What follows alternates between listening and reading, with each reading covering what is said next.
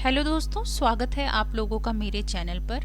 आज मैं आप लोगों के लिए ऐसी वीडियो लेके आई हूँ, ऐसा टॉपिक लेके आई हूँ जिसमें ज़्यादातर एस्पायरेंट्स को डाउट है। ठीक है, मतलब क्वेश्चंस लगा रहे हैं तो उनको पहले उसका डिफरेंस नहीं पता, उनको ये नहीं पता कि वो एक शब्द है या क्या है, और वो है शब्द युग्म और श्रुति सम भिन्नार्थी शब्द। ठीक है, देखिए ये टॉपिक 5 है। वैसे तो हम इसको कर चुके हैं, ठीक है, अनेकार्थक शब्द भी हम कर चुके हैं, शब्द युग्म भी कर चुके हैं, श्रुति सम या भिन्नार्थक या भिन्नार्थी शब्द भी हम कर चुके हैं। ठीक है, और ये अकेले में अपने आप में ये तीनों टॉपिक मिलकर 10 मार्क्स का है, तो ये हमारे लिए ऑटोमेटिक इंपॉर्टेंट हो जाता है। अगर 3 भी आप मान के चलिए या 3-4, ऐसे किसी का में 4 आ सकता है, किसी में भी। ठीक है, तो ये पूरा 10 मार्क्स का है। ठीक है, तो ये हमारे लिए समझना इंपॉर्टेंट हो जाता है कि इसका वेटेज अगर इतना दे रखा है तो। और ये थोड़ा, ये सच बताऊं तो थोड़ा कंफ्यूजिंग तो है, और मैं आप लोगों को एक एडवाइस दूंगी।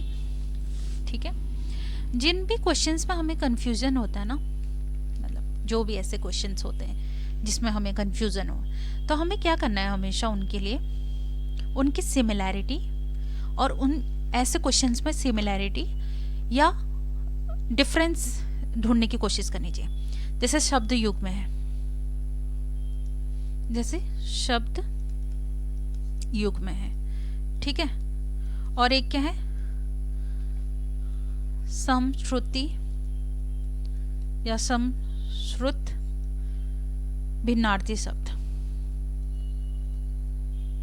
ठीक है, अब हमें ये नहीं पता ये दोनों सेम है, अलग हैं, क्या है, तो हमें क्या कोशिश करनी चाहिए, इनमें क्या सिमिलैरिटी है, क्या समानता है, ठीक है, और क्या डिफरेंसेस है। ठीक है, ये इससे ये हमारा टॉपिक क्या हो जाएगा, एकदम क्लियर हो जाएगा। ठीक है, तो आइए आज इस टॉपिक को, मुझे लगता है जब मैं ये पूरा चैप्टर एंड कर दूंगी या ये पूरी वीडियो एंड होगी, आई होप आपके दिमाग में कोई भी डाउट ना रहे। ठीक है, एक एक बारीक चीज को भी मैंने ध्यान दिया है। ठीक है, जिनको भी ये दिक्कत हो रही थी आज वो आकर समझ लीजिए। ठीक है दोस्तों, और आपको ये बता दूं, ये जो चैप्टर है ये आदित्य बुक का चैप्टर 10 है। ठीक है, वैसे तो हम ये कर चुके हैं दोस्तों, ठीक है, लेकिन बहुत सारे, जब मैंने इसका क्वेश्चन आंसर क्विज दिए थे टेलीग्राम चैनल पर, तो काफ़ी जो स्टूडेंट्स हैं उनको डाउट था, वो क्वेश्चंस नहीं बन रहे थे, उसके रीज़न है। ठीक है, तो इसको मोर डिटेल में आज पढ़ते हैं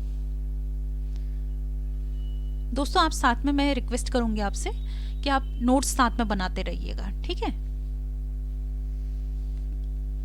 क्योंकि जब आप रिवीजन करेंगे आपके लिए ये बहुत इजी हो जाएगा। सबसे पहली चीज दोस्तों मैं आपको ये बताना चाहती हूँ, आप ये नोट कर लीजिए, ये एक है वेन डायग्राम, शायद मतलब मैथ्स वालों ने पढ़ा होगा, इंजीनियरिंग वालों ने पढ़ा होगा, या वेन डायग्राम हमने 12th तक तो देखा ही है, साइंस बैकग्राउंड वालों ने सबने मैथ्स में ये देखा है। ठीक है, 10th तक भी होता है मैथ्स में, ये वेन डायग्राम बताया जाता है। ठीक है, तो देखिए ये है जो बाहर वाला गोला है, ये है शब्द युग्म।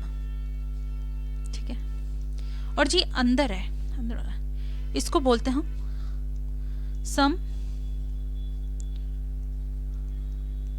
श्रुति भिन्नार्थी शब्द। ठीक है, भिन्नार्थी शब्द। देखिए जो सारे ये हैं, सारे समश्रुति भिन्नार्थी शब्द हैं, वो शब्द युग्म होंगे। मतलब ये चीज जो होती है ना, ये वाली, ये तो इसके अंदर होगी। मतलब ये अगर हम देख रहे हैं, इसको हम बोलते हैं हमेशा सुपर सेट। ठीक है, और ये इसका क्या हो जाता है, सबसेट।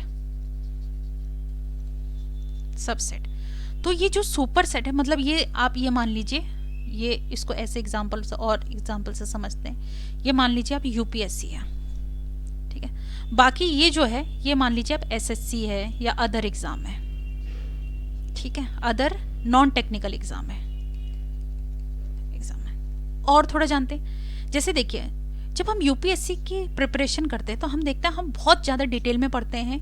ठीक है, हर चीज़ को इलेबोरेट करके पढ़ते हैं, गहराइयों में पढ़ते हैं, ज़्यादा समझने की कोशिश करते हैं, और कहाँ से आया, क्या आया, इन सब के मतलब ज़्यादा डिटेलिंग में हमें पढ़ना पड़ता है। लेकिन हम देखेंगे जब एसएससी की हम तैयारी करते हैं तो हमें थोड़ा ऊपर ऊपर से, मतलब वैसे उसमें भी डीप ही पढ़ना पड़ता है, लेकिन अगर ये मान के चलिए अगर आप यूपीएससी की प्रिपरेशन कर रहे हैं तो एसएससी तो निकल ही जाएगा।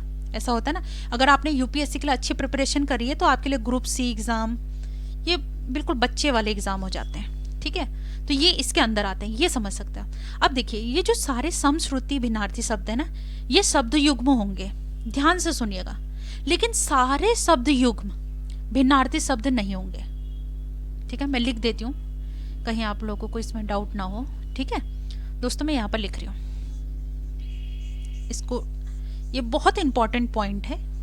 अब ये ऐसा क्यों है इसका एग्जाम्पल भी दूंगी, बिल्कुल आप बस आज मेरे साथ बने रहिए और अपने डाउट यहाँ क्लियर करके ही जाएंगे।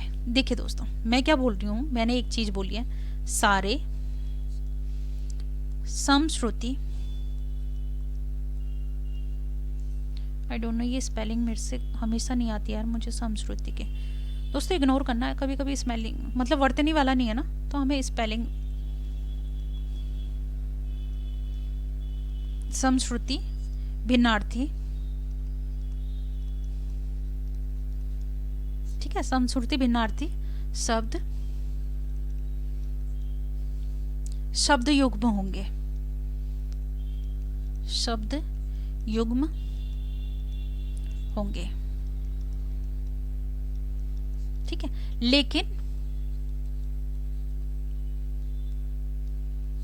लेकिन सारे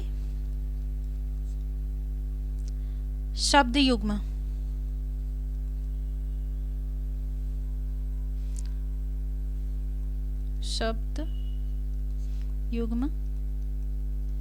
भिन्नार्थी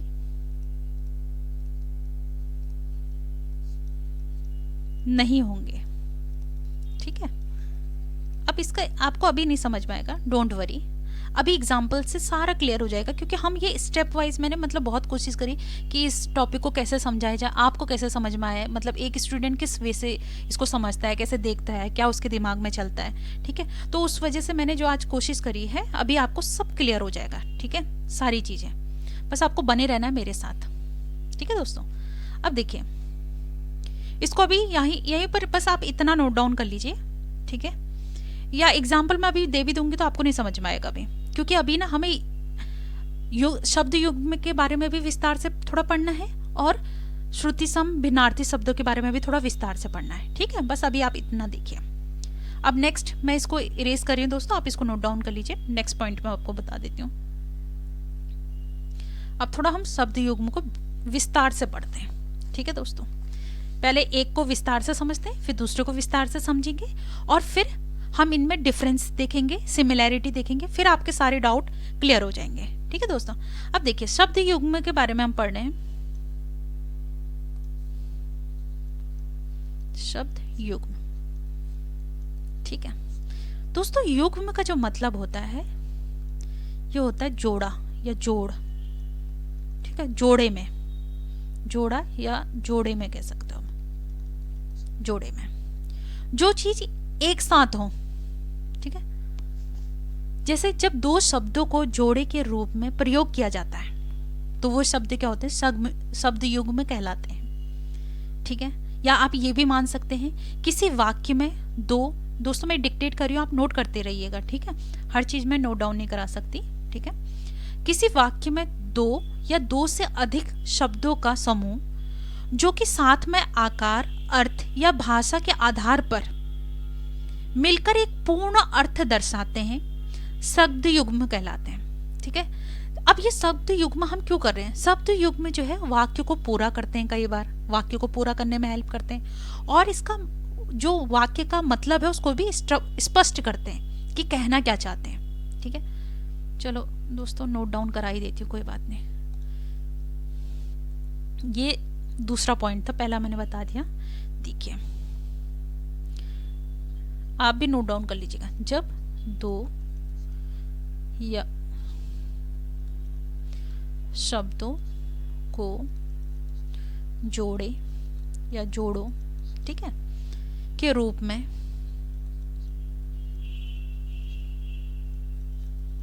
प्रयोग किया जाता है। ठीक है, जाता है तो वो शब्द युग्म कहलाता है।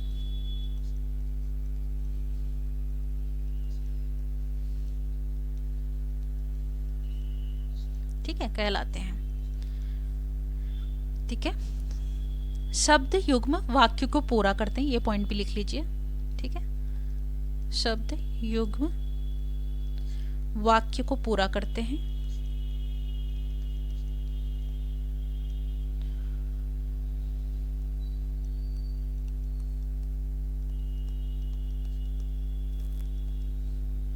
और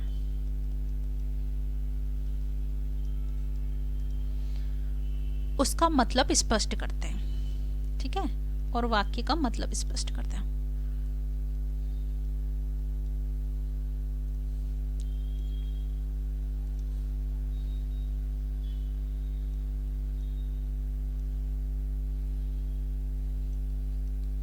स्पष्ट करते हैं। देखिए एग्जाम्पल देखेंगे हम, या इनके प्रकार देखेंगे। ठीक है, अब देखेंगे आप, हमारे पास ये तो शब्द युग्म की क्या होगी, परिभाषा होगी। जब दो शब्दों को जोड़े के रूप में प्रयोग किया जाता है तो वो शब्द युग्म कहलाते हैं। ठीक है, शब्द युग्म वाक्य को पूरा करते हैं और उसका मतलब स्पष्ट करते हैं।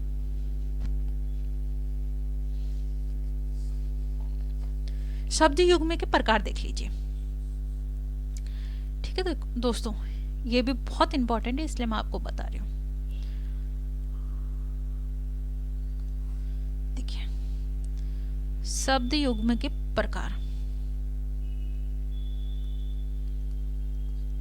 ये कितने प्रकार के होते हैं, इससे आपके ना सारे डाउट क्लियर हो जाएंगे। जो हम पढ़ रहे थे ना कि भिन्न समानार्थी भिन्नार्थी शब्द इसके अंदर आते हैं, पर ये मतलब ये सारे जो भिन्नार्थी शब्द हैं वो शब्द युग्म होते हैं, लेकिन सारे शब्द युग्म में भिन्नार्थी शब्द नहीं होते। अब इसके प्रकार देखेंगे आप। पहला कौन सा है, पुनरुक्त। पुनरुक्त शब्द युग्म। ठीक है दोस्तों, शब्द युग्म को मैं शॉर्ट में ऐसे लिख रही हूं, आप समझ लीजिएगा। दूसरा है समानार्थक। समानार्थक, समानार्थक शब्द युग्म। तीसरा है विपरीतार्थक। ठीक है, विपरीतार्थक, ये है विपरीतार्थक शब्द युग्म। ठीक है दोस्तों, देखिए इसका एग्जाम्पल होता है जैसे साथ,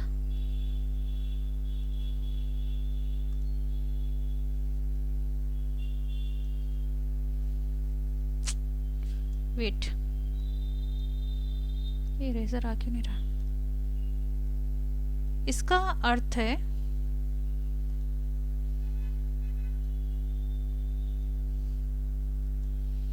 ठीक है, अब देखिए इसका एग्जाम्पल देख लेते हैं हम।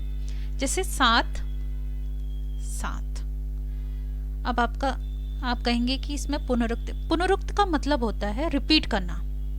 ठीक है, थोड़ा हिंदी में इंग्लिश में समझ लेते हैं। रिपीट, जो शब्द रिपीट हो रहा हो, जैसे साथ साथ रिपीट हो रहा है, धीरे धीरे रिपीट हो रहा है। कई बार हमें वाक्य में जरूरत होती है धीरे धीरे। ठीक है, लेकिन ये दोनों साथ का मीनिंग एक ही है। ये धीरे धीरे का भी मीनिंग क्या है, एक ही है, मतलब एक ही अर्थ रख रहे हैं दोनों। ठीक है, समानार्थक में क्या है, यहाँ पर मतलब शब्द भी एक है और उसका अर्थ भी एक है।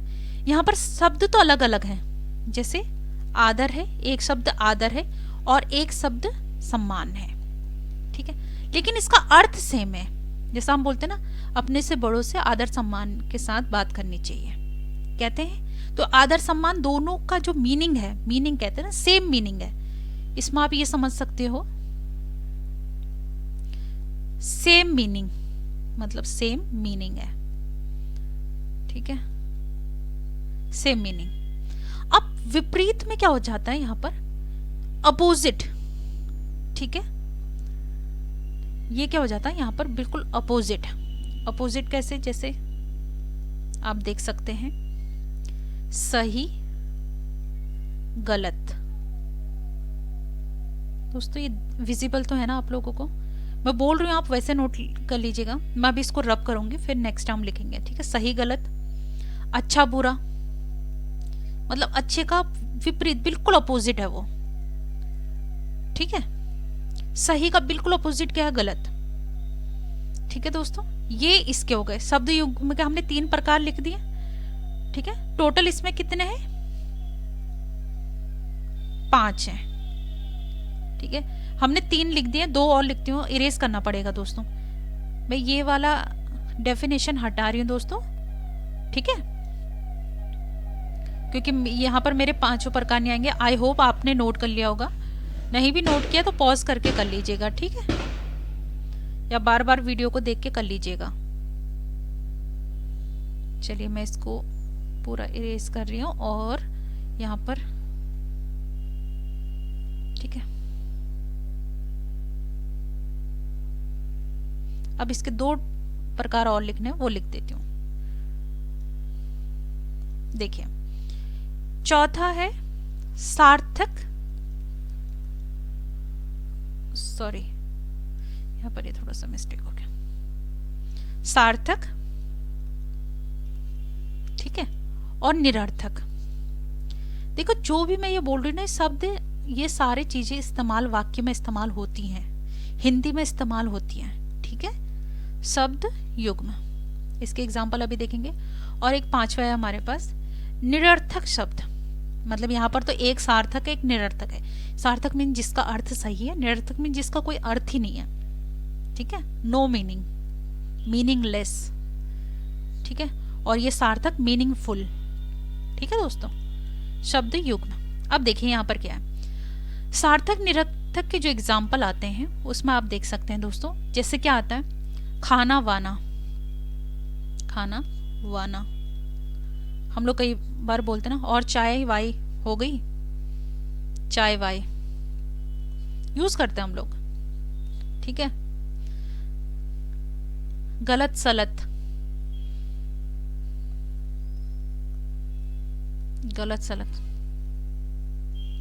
कई बार हम बोलते ना, यार हमें समझ ही नहीं आया, पता नहीं क्या गलत सलत बता के चला गया, ठीक है। तो ये एक तो सार्थक हो गया, खाने का एक अर्थ है, वाने का कोई अर्थ नहीं है, वाय का कोई अर्थ नहीं है, चाय का एक अर्थ है, ठीक है, पीने वाला पदार्थ है। गलत कुछ मीनिंग है, सलत क्या है, सही होता है, सलत क्या है, नहीं है कुछ, ठीक है। अब यहाँ पर जो आ रहा है निरर्थक, बिल्कुल ही निरर्थक, वहां पर तो एक तब भी ठीक था, यहाँ पर तो कुछ भी ठीक नहीं है। जैसे अनाप शनाप, दोनों जो शब्द उसके कोई मीनिंग नहीं है, ये हाँ दोस्तों, ठीक है, अनाप शनाप।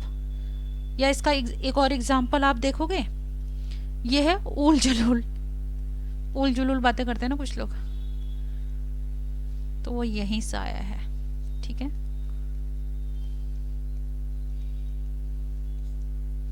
देखिए यहाँ पर दोस्तों हमने शब्द युग्म में परिभाषा देखी, उसके बाद हमने देखे शब्द युग्म के कितने प्रकार होते हैं, 5 प्रकार के होते हैं। पुनरुक्त शब्द युग्म होते हैं, समानार्थक शब्द युग्म होते हैं, विपरार्थक शब्द युग्म होते हैं, सार्थक निरर्थक शब्द युग्म होता है और निरर्थक शब्द युग्म होते हैं, ठीक है। ये सारे शब्द जो हैं यूज होते हैं, किसमें यूज होते हैं, वाक्य में यूज होते हैं, ठीक है दोस्तों।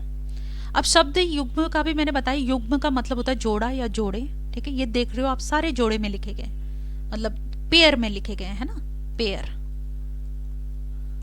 ठीक है। सारे आप देख सकते हो इनके पेयर बने हैं, ठीक है, चाहे मीनिंग हो ना हो, चाहे कुछ हो ना हो, बट ये सारे पेयर में लिखे जाते हैं। तो शब्द युग्म में किस में लिखे जाते हैं, आप ध्यान देंगे, पेयर में लिखे जाते हैं। अब वो पेयर को जोड़ कौन रहा है, ठीक है, या पेयर कैसे पता चल रहा है ये पेयर में लिखेगी, ये एक योजक लगा है ना यहाँ पर, ये योजक चिन्ह जोड़ने का काम कर रहा है, ठीक है। ये जो डैश है ना, ये योजक चिन्ह है, ये, ठीक है, योजक चिन्ह से ये जुड़ रहे हैं, ठीक है दोस्तों। आगे बढ़े, बताया जाए आगे, आप नोट कर लीजिए इतना, ठीक है। मैं इसको इरेज कर रही हूँ दोस्तों। फिर नया टॉपिक, हमारा थर्ड टॉपिक या थर्ड जो पॉइंट है वो है श्रुति सम भिन्नार्थक शब्द। अब आपको बिल्कुल क्लियर हो जाएगा कि शब्द युग्म अलग है और श्रुति सम भिन्नार्थक शब्द अलग है। लेकिन आप कई बुक में देखोगे या कई जगह नेट में देखोगे तो आपको ये दोनों की डेफिनेशन ज्यादातर में एक ही दी गई है, ठीक है। मतलब आप डिफ्रेंशिएट नहीं कर पाओगे क्या कहना चाह रहा है, स्पष्ट मीनिंग नहीं है। ठीक है दोस्तों, तो मैं इसको इरेज कर रही हूँ पूरा और हम थर्ड टॉपिक की ओर को बढ़ रहे हैं। ठीक है दोस्तों, अब है हमारा थर्ड टॉपिक, दैट इज, अब देखो एक डाउट यहां पर और क्लियर करती हूँ। पहले तो कई बुक में पढ़ा होगा श्रुति सम, ठीक है, कई बुक में पढ़ा होगा श्रुति सम, कई में पढ़ा होगा समश्रुति, दोनों चीजें लिखी है ना। आप लोगों के पास, सबके पास कंटेंट अलग अलग है, कहीं पर श्रुति सम लिखा है, कहीं पर समश्रुति लिखा है, कहीं पर भिन्नार्थी लिखा है, कहीं पर भिन्नार्थक लिखा है। ठीक है, तो दोस्तों ये दोनों का मतलब एक ही है, ये दोनों का मतलब एक ही है। ठीक है, आप श्रुति सम बोलो या समश्रुति बोलो, या मतलब श्रुति सम या समश्रुति एक ही बात है, भिन्नार्थी बोलो या भिन्नार्थक शब्द बोलो, दोनों एक ही बात है। आइए इसका शाब्दिक विवेचन कर लेते हैं। ठीक है, और इजी हो जाएगा समझना। देखो एक का बता देती हूँ, बात एक ही है, दोनों का आप समझ सकते हैं। सम प्लस श्रुति, ठीक है, सम प्लस श्रुति। सम का मतलब होता है समान, ठीक है, सेम, ठीक है, सेम।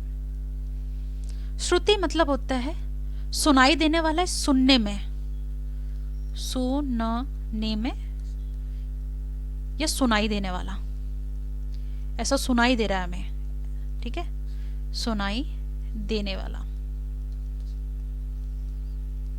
ओके, और भिन्नार्थी का क्या होता है? भिन्न मीन्स होता है, या ये एक ही का देख लेते हैं हम, ठीक है, इसी का देख लेते हैं। भिन्न जो मीन्स होता है, ये पहले तो इसका भिन्न प्लस अर्थक, ठीक है दोस्तों, भिन्न अर्थ। भिन्न का मीन्स होता अलग, डिफरेंट,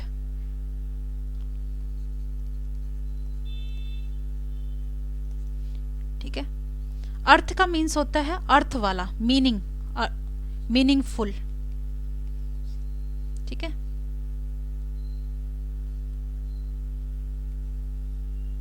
ठीक है दोस्तों, डिफरेंट, मीनिंगफुल, अलग मीन्स अलग है और अर्थ वाला है, भिन्न मीन्स अलग, अर्थक मीन्स अलग वाला। अब ये पूरा जो सेंटेंस है, ये पूरा, ये क्या मीनिंग है इसका, क्या पूरे का परिभाषा क्या है, या पूरा शब्द जो है कि मीनिंग क्या है, ठीक है, वो देखते हैं। ठीक है दोस्तों, तो पूरे शब्द की मीनिंग देख लेते हैं। ये है सुनने, ठीक है, सुनने में समान प्रतीत, सुनने में समान प्रतीत होने वाले, सुनने में तो समान प्रतीत होते हैं, ठीक है, सेम लगते हैं सुनने में या उच्चारण में सेम लगते हैं, पर अर्थ में या मीनिंग में, ठीक है, भिन्न होते हैं या अलग अलग होते हैं या भिन्नता रखते हैं, ठीक है, रखने वाले शब्द, ये ना है, ठीक है, वाले शब्द। ठीक है दोस्तों, आई होप आपको ये क्लियर हो गया होगा।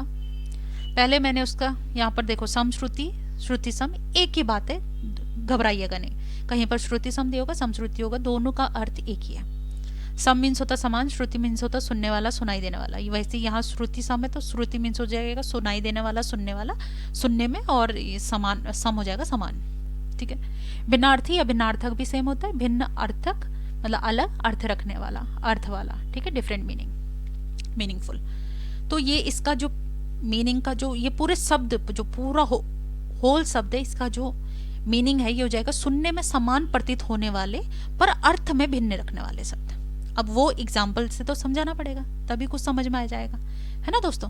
तो मैं इसको रब करूं थोड़ा सा, क्योंकि यहाँ पर स्पेस तो है नहीं, ठीक है, आपने, आई होप आपने नोट डाउन कर लिया होगा, क्योंकि मुझे एग्जाम्पल देने पड़ेंगे दोस्तों आपको, तो इसके लिए मैं थोड़ा सा इसको हटा रही हूँ, ठीक है।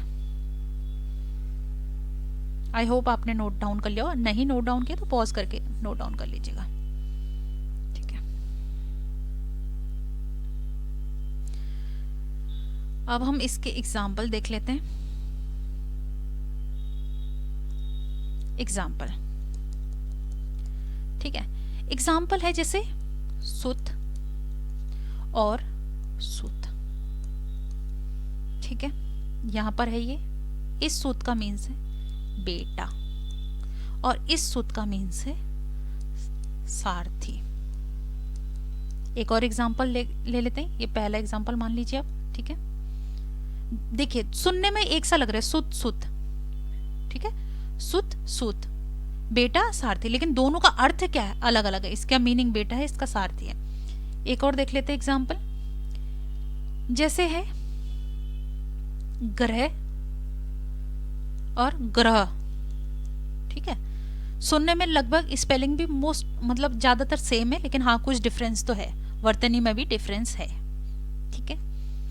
तो यहां पर हो जाएगा, ग्रह का मीन्स हो जाता है घर और इसका मीन्स हो जाता है प्लैनेट्स, ठीक है। आकाशीय पिंड बोलते हैं इसको शुद्ध हिंदी में,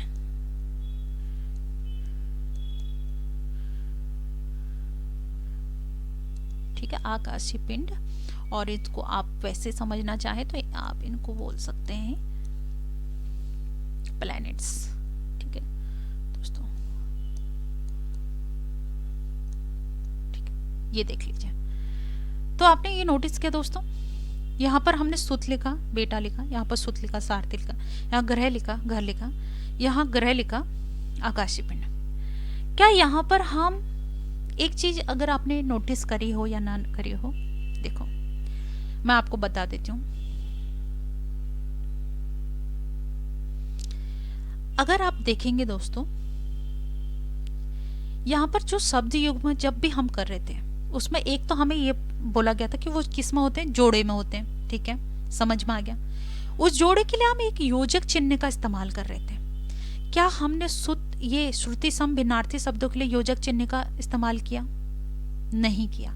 तो ये एक डिफरेंस है इन दोनों में ना, चौथा पॉइंट है दोस्तों। आई होप आपने ये नोट डाउन कर लिया होगा, मैं इसको रब कर रही हूँ दोस्तों। अब देखिए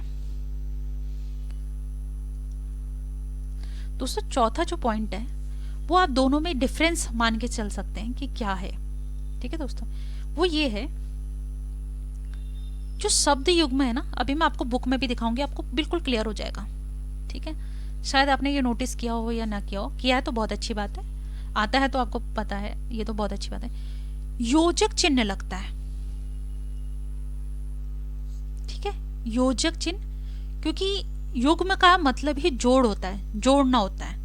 तो दो चीज को जोड़ रहा है, वो किससे जोड़ रहा है? योजक चिन्ह से, ठीक है। जोड़े में लिख रहा है, पेयर में लिख रहा है। पेयर में जब भी हम लगते हैं तो हम वो योजक चिन्ह का इस्तेमाल करते हैं। तो योजक चिन्ह नहीं, शब्द युग में योजक चिन्ह लगता है। समश्रुति में भिन्नार्थी शब्दों में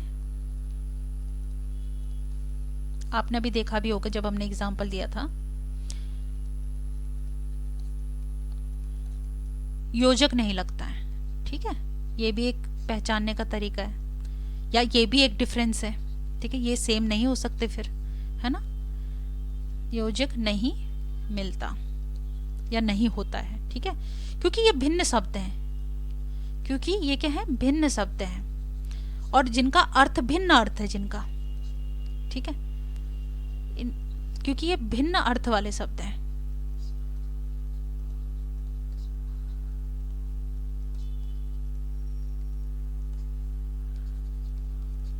ठीक है, अब देखो एक और डिफरेंस मैं आपको बता देती हूँ दोस्तों।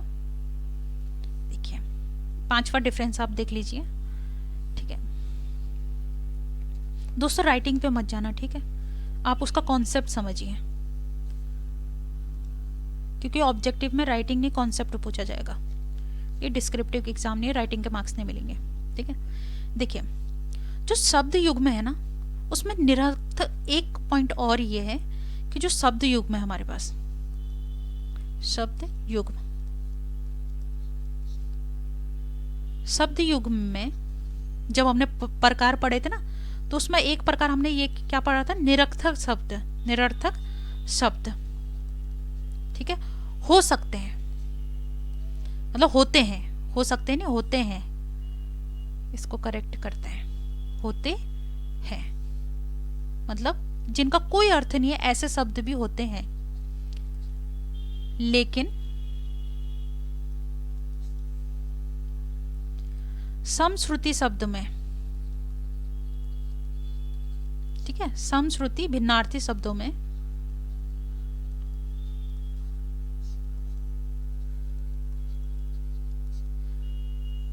के हमेशा अर्थ होते हैं।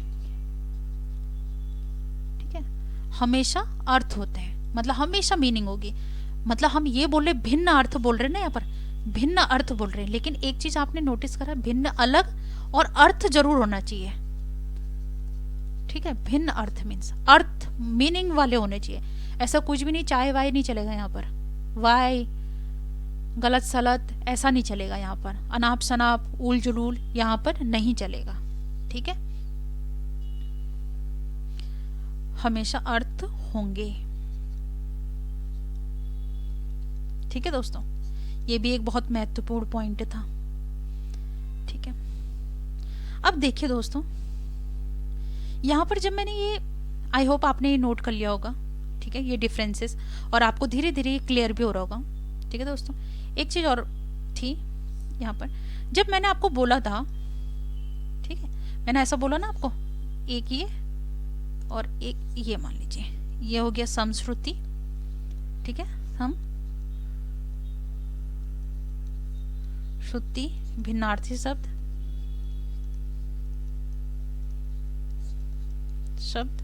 और यहां पर ये आ जाएगा हमारा शब्द युग्म। ठीक है, या युग्म शब्द बोल दीजिए। ठीक है दोस्तों, अब देखिए यहां पर जब हम बोल रहे हैं, हमने क्या बोला था, सारे जो समश्रुति भिन्नार्थी शब्द होते हैं वो तो शब्द युग्म हो सकते हैं, जैसे देखिए, लेकिन सारे शब्द युग्म भिन्नार्थी शब्द नहीं होंगे। जैसे यहां पर देखिए, हमने एक एग्जांपल यहां पर साथ साथ, ठीक है, यहां पर एक एग्जांपल है धीरे धीरे, लेकिन क्या आपने नोटिस किया, ये बोलता है कि सेम मीनिंग नहीं होनी चाहिए, भिन्न मीन्स क्या होता है, डिफरेंट। तो यहां पर भिन्न क्या है, साथ साथ का भिन्न, दोनों शब्द तो हैं, लेकिन क्या इनका अर्थ अलग अलग है, नहीं, इनका अर्थ सेम है। तो यहां पर ये कंडीशन है इसकी कि यहां पर क्या होना चाहिए, डिफरेंट, ये पेन यूज कर लेती हूँ, है ना, यहां पर भिन्न अर्थ वाले शब्द होने चाहिए, मतलब दो शब्द तो होंगे लेकिन उनका भिन्न अर्थ होगा। ठीक है दोस्तों, जैसे मान लेते हैं, मैंने आपको बताया था, जैसे एक और एग्जांपल ले लेते हैं हम। ठीक है, यहां पर इसके दोस्तों एग्जांपल मैं यहां पर लिख रही हूं। ठीक है, काश और काश। ठीक है, दोनों सुनने में एक से लग रहे हैं, लेकिन एक काश का मतलब है शायद, या एक प्रकार की घास भी होती है ये, एक काश का मतलब है खांसी।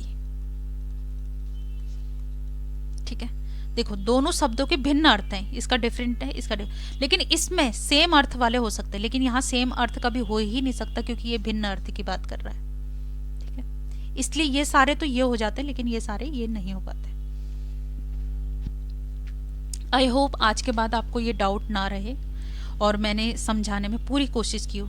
देखिए दोस्तों, जहां पर मैं योजक की बात कर रही हूँ ना, वो भी आप देख लीजिए, ये है बुक, आदित्य बुक। यहाँ पर शब्द युग्म को आप देखिए, ज्यादातर शब्द युग्म जो पूछे गए हैं, देखिए अभय उभय, एक योजक लगा है, अली अली, ये सब देखिए, सब में जोड़े में लिखे गए हैं, मंदिर मंदिर सारे। ठीक है, चाहे मीनिंग हो ना हो। लेकिन अब जब श्रुति सम या समश्रुति शब्दों की बात आती है, देखिए ये योजक चिन्हों से नहीं लिखे गए, यहाँ पर अंत लिखा है, यहाँ पर अंत लिखा है, एक का समाप्त है, एक का समाप्ति है, यहाँ पर अत्यंत लिखा है, यहाँ पर अर्ध अर्ध, आकार आकार, आकर आकार, अंग अघ, अज्ञ अगम, आगम, देखिए ये सारे हैं, यहाँ पर शब्द लिखे हैं और उसके अर्थ लिखे हैं, ठीक है। सेम अर्थ शब्द वालों को लिखा है और उसका अर्थ लिखा है, जैसे अवदान, अवधान, ठीक है, ये देख लीजिए। आधि, आदि, आधि, आमरण, आभरण, ठीक है, असन, आसन, कुल, कुल, ठीक है, कटक, कंटक, ये देख लीजिए आप, ठीक है। यही मैं आपको बताना चाह रही थी, ठीक है दोस्तों। आई होप आपको ये समझ में आया होगा। अगर फिर भी किसी को डाउट है तो आप मुझे कमेंट कर सकते हैं, ठीक है दोस्तों। ये काफ़ी लोगों का डाउट था, इसलिए मुझे अलग से इसके लिए वीडियो बनानी पड़ी। थैंक यू सो मच दोस्तों। आज का जो टेलीग्राम पे टेस्ट है उसमें हम मिक्स क्वेश्चंस करने वाले हैं, क्योंकि आज हमने जो हमारा जो ये सिलेबस है, हमने आदित्य बुक के लगभग 16 चैप्टर कर लिए कंप्लीट, ठीक है। मतलब हमें पढ़ने सिर्फ इसमें जो आदित्य बुक को हम फॉलो कर रहे हैं तो इसमें हमें 24 चैप्टर ही पढ़ने हैं, इसमें से हमने 16 कंप्लीट कर लिया, बस 8 रिमेनिंग है आई गेस, है ना। सिर्फ 8 रिमेनिंग है, वो भी 8 में से भी आज 7 में वचन करने वाली थी, लेकिन काफ़ी बच्चों का डाउट था क्योंकि कल या परसों मैंने ये क्विज में दिए थे और काफ़ी लोगों को इन क्विजेस में इनको दिक्कत हो रही थी। तो जो आज का टेलीग्राम चैनल पे क्विज है वो मिक्स क्वेश्चन होने वाले हैं, ठीक है दोस्तों, क्योंकि अभी तक हमने देखो 16 चैप्टर्स कर लिए हैं, तो आज मैंने सोचा कि क्यों ना मिक्स पूछा जाए, थोड़ा रिवीजन भी हो जाएगा इसी बहाने, ठीक है दोस्तों। ओके दोस्तों, थैंक यू सो मच। अगर आपको पसंद आए तो प्लीज़ चैनल को सब्सक्राइब कीजिएगा और टेलीग्राम चैनल पे डेली क्विज हो रहे हैं, वहाँ भी अटेंड कीजिएगा, ठीक है दोस्तों। Thank you so much.